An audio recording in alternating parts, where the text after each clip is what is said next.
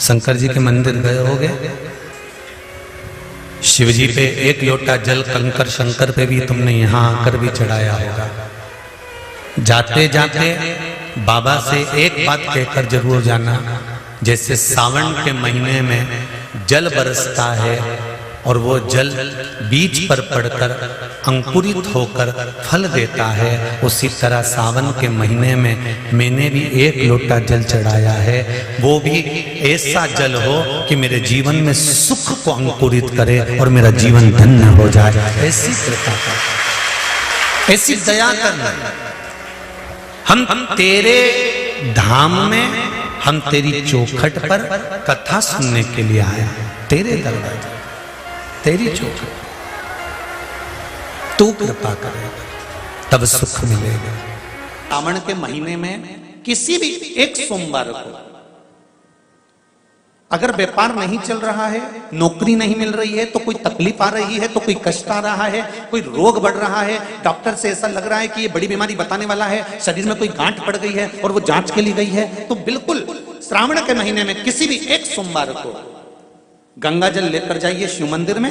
शंकर जी के मंदिर में थोड़ा सा गंगा जल नंदी को समर्पित कर कर, थोड़ा अशोक सुंदरी को समर्पित कर कर, थोड़ा गणेश और कार्तिकेय को समर्पित कर कर, थोड़ा सा गंगा जल जया विषहरा शामरी बारी दौतली और देव को समर्पित कर कर, थोड़ा सा गंगा जल शिवलिंग पर समर्पित कर दो। उस गंगा जल को वापिस झेल कर लेकर आओ। 3 दिन तक लगातार उस गंगा जल को पीना प्रारंभ करो। उसके बाद जांच के लिए आप कहीं पर भी जाइए, बाबा कृपा जरूर करेगा, ये निश्चित था। उस गंगा जल की प्रधानता, उस गंगा जल का एक गौ माता, गौ, गंगा और संत, ब्राह्मण, साधु, सन्यासी, सात्वित्ववान नारी, कन्या, स्त्री, इनका जो महत्व है उसको जान गए तो जिंदगी सार्थक हो। शिव को जल चढ़ाने वाले एक बात याद रखना, थोड़ी प्रतीक्षा जरूर करना। परीक्षा वो करेगा, प्रतीक्षा तुम करिए। शिव को जल चढ़ाने वाला प्रतीक्षा करना, इंतजार करना। इतनी जल्दी डोलना मती कि मेरा काम नहीं हुआ तो मैं मंदिर नहीं जाऊंगी, मेरा काम नहीं हुआ तो मैं शंकर जी के मंदिर नहीं जाऊंगी। आप मंदिर के अंदर भी नहीं जा सकते तो शिवालय के सामने से, मंदिर के सामने से निकल कर जाते जाते श्री शिवाय नमस्तुभ्यम कहते भी निकल गए तो भी बाबा सुन लेता। सरल है शिव, सहज है शिव, उसको आडंबर पसंद नहीं है। मेरे शंकर भगवान को छल पसंद नहीं है, दिखावा पसंद नहीं है। सुगंधा कह रही है, बाबा आपके नेत्र खुले हैं, आपके नेत्र खुले हैं बाबा, आप मुझे बताएं मैं कौन से महीने से 16 सोमवार के व्रत प्रारंभ करूं, उसका विधान क्या है, क्या विधान। कहा भगवान वर्णन करे। ऋषियों ने कहा सुनो सुगंधा, ये 16 सोमवार का व्रत कोई साधारण नहीं है। सुगंधा, संतान की प्राप्ति के लिए अगर 16 सोमवार का व्रत उठाया जाता है तो श्रावण के पहले सोमवार से उठाया जाता है। कब से उठाना चाहिए? श्रावण का पहला सोमवार। श्रावण के महीने की पंचमी, कौन सी तिथि? पंचमी, चाहे वो शुक्ल पक्ष की हो चाहे वो कृष्ण पक्ष की। श्रावण महीने की पंचमी के दिन शंकर भगवान पर जिस जिस परिवार के व्यक्ति का कांवड़ जल हमने बताया है आपको, जरूरी नहीं है कि डंडा बांधकर 2 कावड़ के जल के लोटे लेकर जाओ, आप अपने हाथ में भी 2 पात्र लेकर जा सकते हैं। पंचमी तिथि के दिन हाथ में 2 लोटे जल के, 2 कलश जल के जब हम शंकर भगवान को चढ़ाते हैं तो ऊपर जो कमंडल होता है शिव जी के ऊपर जलधारी होती है, जिसमें जया विषहरा शामली बारी दौतली और देव, शंकर भगवान की 5 बेटियां जिसमें विराजमान होती हैं। जब हम जल समर्पित करते हैं, हमारे पीढ़ी में, परिवार में अगर कोई अधोगति में मर गया होता है, कुंवारी अवस्था में चले गया होता है, गर्भ में मर गया होता है, गर्भ के बाहर निकल कर भी अगर कुंवारी अवस्था में चले गया होता है, तो श्रावण महीने की दोनों पंचमी पर परिवार का अगर कोई एक व्यक्ति भी जल चढ़ा देता है शंकर भगवान पर, तो सर्प की योनि में नहीं पड़ता, जीव मुक्त हो जाता, प्रेत योनि में सर्प की योनि से मुक्त हो जाता।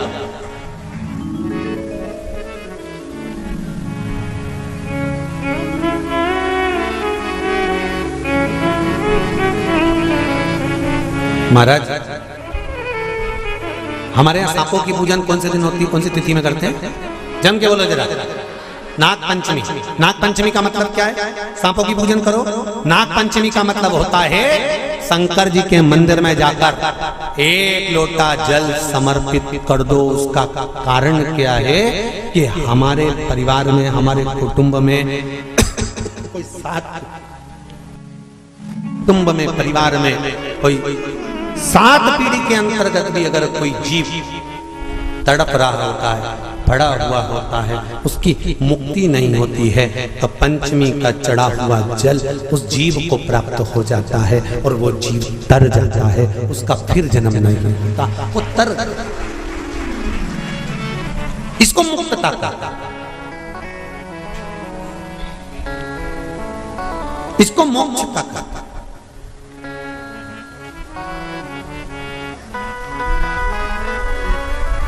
ये मुक्ति, ये मोक्ष, इसी को कहेंगे कि ये मुक्तता है। महाराज,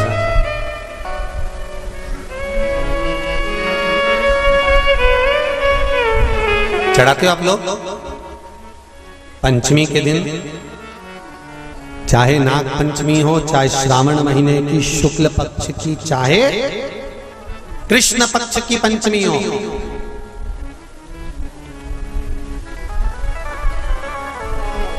शिव जी पर जल चढ़ाया गया। और समझ लो अच्छे से, श्रावण महीने की पंचमी के दिन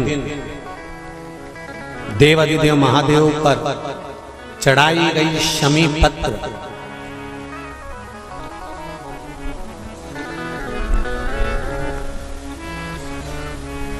शंकर भगवान पर चढ़ाई गई शमी पत्र आस्तिक मुनि का नाम लेकर, कौन से मुनि? आस्तिक मुनि का नाम लेकर शमी पत्र को वापस उठाकर उसको अपने दरवाजे की चौखट पर कहीं पर भी या द्वार पर कहीं पर भी एक ओर रख देने पर घर के अंदर, बगीचे के अंदर सर्प प्रवेश नहीं करता। ध्यान रखिए, सर्प प्रवेश नहीं करेगा। शमी पत्र समर्पित करने पर, उस शमी पत्र को आस्तिक मुनि का स्मरण करने, कौन से मुनि है? आस्तिक मुनि का स्मरण करने पर भीतर घर के अंदर बगीचे में सर्प भी प्रवेश नहीं। उस शमी पत्र में जया, विषहरा, शामली वारी, दौतली और देव, ये 5 कन्याओं का भाव प्रकट हो जाता है और वो कन्याएं हमारे घर के द्वार की रक्षा करती हैं। 5 कन्याएं, पार्वती जी ने कहा 5 बेटियां, हाँ मेरे तप बल से प्रकट हुई, मेरे तप करने से, मेरी साधना करने से ये प्रकट हुई। ये जया, विषहरा, शामरीवारी, दौतली और ये देव, ये 5 कन्या हैं। पार्वती जी ने उनको गले से लगाकर कहा, तुम मेरी पुत्रियां हो, मुझसे गलती हो गई, मैं तुम्हें वर देती हूं, तुम सर्प की आकृति में रहोगी। नाग पंचमी के दिन दरवाजे के बाहर तुम 5 को बनाकर पूछा जाएगा। दरवाजे के बाहर कितने सर्प बनाए जाते? 5। पहले भी कहा, आज फिर कहते हैं, जब रात्रि में नींद ना आए, कोई टेबलेट मत खाइए, कोई गोली मत खाइए, नींद की टेबलेट खाना चालू करोगे तो वो जीवन पर्यंत खाना पड़ेगा।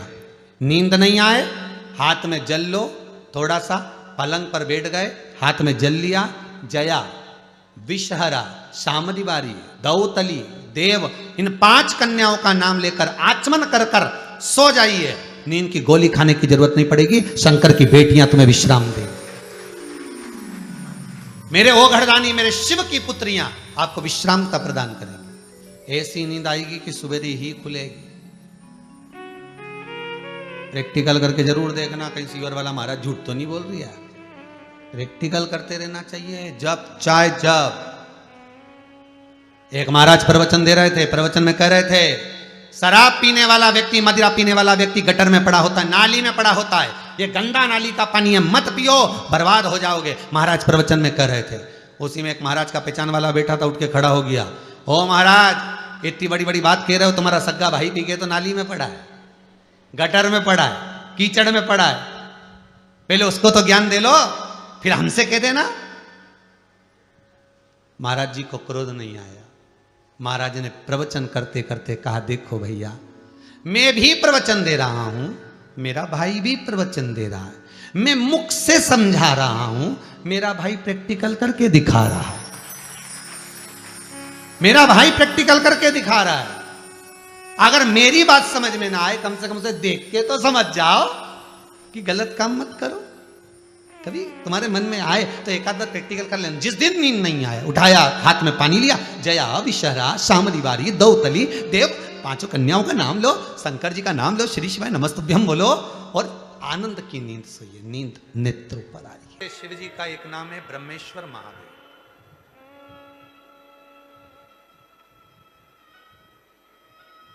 ये जो ब्रह्मेश्वर महादेव का जो नाम होता है, कई लोग कहते हैं हमारा बच्चा डिप्रेशन में पहुंच गया, हमारी पत्नी डिप्रेशन में है, हमारा पति डिप्रेशन में है, नींद की गोली खाना पड़ रही है, सुस्त सुस्त रहते हो, डिप्रेशन में चल रहे हो, टेंशन दिन रात दिमाग में चलता रहता है।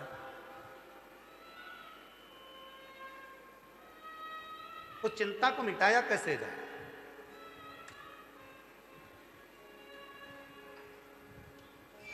सात बेलपत्र भगवान शंकर के शिवलिंग पर चढ़ाकर सावन के महीने में 2 लोटा जल शंकर भगवान को, आप लोगों को मालूम है ना, सारे समय पर 1 लोटा जल और सावन में 2 लोटा जल।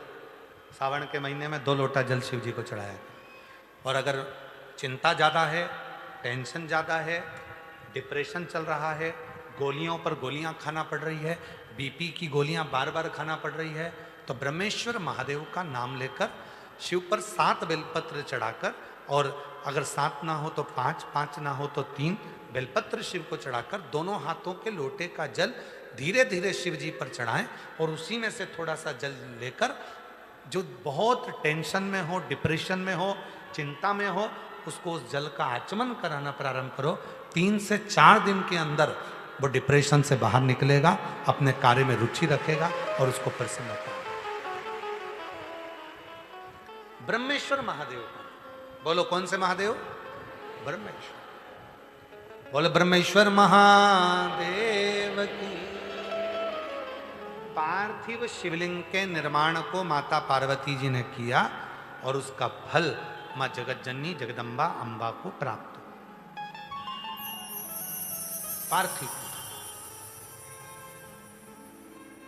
पार्थिव पूजन कभी भी खाली नहीं जाता, कभी खाली नहीं जाता। पार्थिव पूजन अगर किसी ने करी है तो खाली नहीं जाएगा। आप लोग 11 अगस्त को जो सावन की शिवरात्रि है, उस दिन जब आप शाम को 7 बजे पूजन करें, भले आपकी थाली में पूजन का सामान हो ना हो, केवल पार्थिव शिवलिंग बनाकर बैठ जाओ। जब हम जल चढ़ाएं, आप भी साथ में जल चढ़ाओ। धीरे धीरे बाबा को बस दिया लगाकर बैठ भी गए, कुछ भी नहीं है तो भी बेलपत्र पत्र चढ़ाकर अगर जल चढ़ाओगे साथ में, तो निश्चित है कि पार्थिव पूजन का फल तुमको प्राप्त जरूर है। जब आप शंकर भगवान को कोई सामग्री, कोई वस्तु, कोई चीज समर्पित करते हो, बहुत ध्यान देना महाराज, रात्रि होने से पहले तक वो देवताओं के कार्य का है, वो आप सबके कार्य का है। रात्रि होने पर वो गणों के कार्य का। 16 सोमवार का प्रसाद, संकट सोमवार का प्रसाद, भगवान शंकर का प्रसाद रात्रि होने से पहले पा लिया जाता है। आप लोगों ने जिन जिन ने 16 सोमवार करे होंगे, संकट सोमवार करे होंगे, उनको जब उन्होंने चूरमा बनाया होगा, बाटा सेक कर, रोटी सेक कर, उसमें गुड़ मिलाकर, शक्कर मिलाकर और घी मिलाकर जो मलीदा जो चूरा तैयार करा होगा, चूरमा बनाया होगा, उस चूरमे का नियम है कि संकट सोमवार का 16 सोमवार का जो प्रसाद होता है उसको उसी दिन रात्रि होने से पहले अर्थात मध्य रात्रि 12 बजे से पहले पहले उस चूरमे का प्रसाद, आप क्या कोई भोजन करने आ रहा है संकट सोमवार के उद्यापन में, कोई 16 जोड़े आ रहे हैं उनको आप दे दीजिए, कोई आ रहा है उसको प्रदान कर दीजिए, पर उस प्रसाद को दूसरे दिन तक नहीं रखा जाता। और यही बात पहले भी कथा में कही कि शंकर भगवान के इस शिव महापुराण पर जो 6 दिन तक बेलपत्र चढ़ती है वो औषधि का काम करती है। तो जो बेलपत्र आपको कहीं से प्राप्त हो जाती है, शिव पोथी की, शिव महापुराण में से कहीं से मिल जाती है, तो उस बेलपत्र को रात भर नहीं रखा जाता। उस बेलपत्र को रात से पहले शरीर कष्ट के लिए उसको चबा चबा कर खा लिया जाता है। और जो 7वें दिन की बेलपत्र होती है, उस बेलपत्र को हमेशा के लिए अपने घर में, अपने पूंजी के स्थान पर, अपने पुण्यमय आनंद के स्थान पर, जहां वैभव धन संपदा रखते उस स्थान पर उसको लाल वस्त्र में रख दिया जाता है। कितना भाव है महाराज। 6 दिवस की औषधि है, सप्तम दिवेश का खजाना।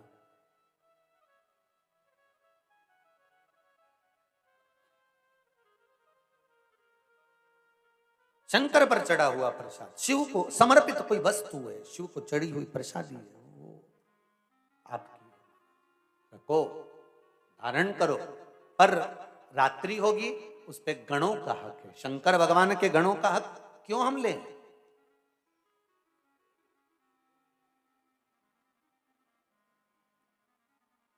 घंटाकर्ण बद्रीनाथ के उस मंदिर के पावन प्रांगण को अब छोड़ना नहीं चाहते। शंकर भगवान एक बार अगर नारायण भगवान के चरण पकड़ा देते हैं और नारायण भगवान एक बार शंकर भगवान के चरण पकड़ा देते हैं तो वो चरण फिर इतनी जल्दी छूट नहीं पाते हैं। बड़ा मुश्किल है फिर छूट।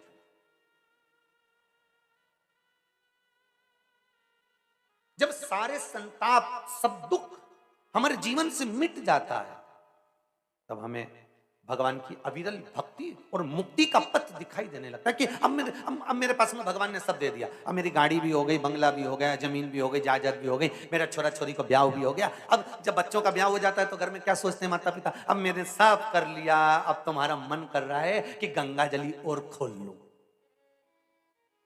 तो किसी ने पूछा गंगा जली नहीं खोली है? अभी तो रख रखी है, अभी मेरे बच्चों का सबका ब्याह प्याह हो गया, अब मैं फ्री हो गई, एक बार भागवत करा लूं, शिव पुराण करा लूं, रामायण करवा लूं, ये करवा लूं। मतलब अब उसके मन में ये आ गया कि अब मुझे भक्ति का पथ पकड़ना है, अब मुझे सत्संग की ओर जाना है, अब मुझे भजन की ओर जाना है। और भजन सत्संग की ओर में कौन कौन ने करा था सावन के सोमवार का व्रत? हमने भी करा था, तो हम भी उठा। ठीक है, आप लोगों ने व्रत किया ना। अब आप में से और हम में से कई माता बहन भाई ऐसे होंगे जो व्रत करे होंगे तो उन्होंने एक टाइम फलाहार किया होगा, एक टाइम जम के बोलो भोजन किया होगा। आप में से कई लोग ऐसे होंगे जिन्होंने एक टाइम फलाहार करा तो दूसरे समय पर भी फलाहार किया होगा। आप में से कुछ लोग ऐसे होंगे जो एक टाइम केवल फलाहार करे होंगे, दूसरे समय कुछ भी नहीं लिया।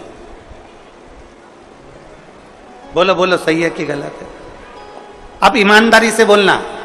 आप में से कई लोग ऐसे होंगे जिन्होंने दिन भर कुछ भी नहीं खाया होगा, केवल एक गिलास दूध, एक फल और बाबा का प्रसाद लेकर और व्रत कर लिया। अब आप में से कई लोग ऐसे भी होंगे जिन्होंने दोनों समय भोजन करा होगा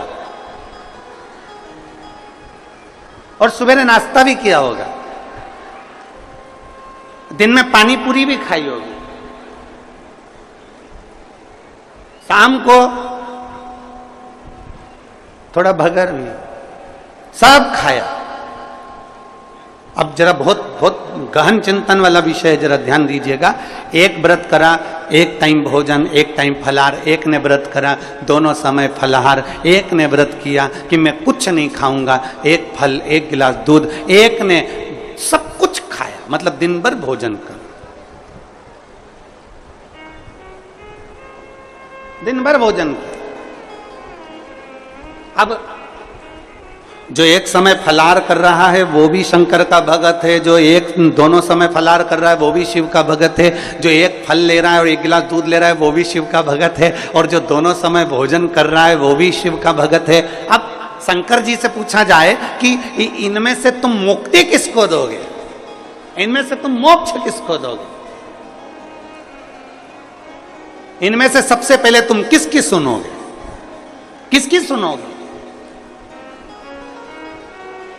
तो भगवान देवाधिदेव महादेव का चरित्र कहता है माता पार्वती से, पार्वती भले तुम भूखे रहो मत रहो, पर इतना जरूर करो कि किसी का दिल ना दुखे तो मैं प्रसन्न हो जाता हूं और वर प्रदान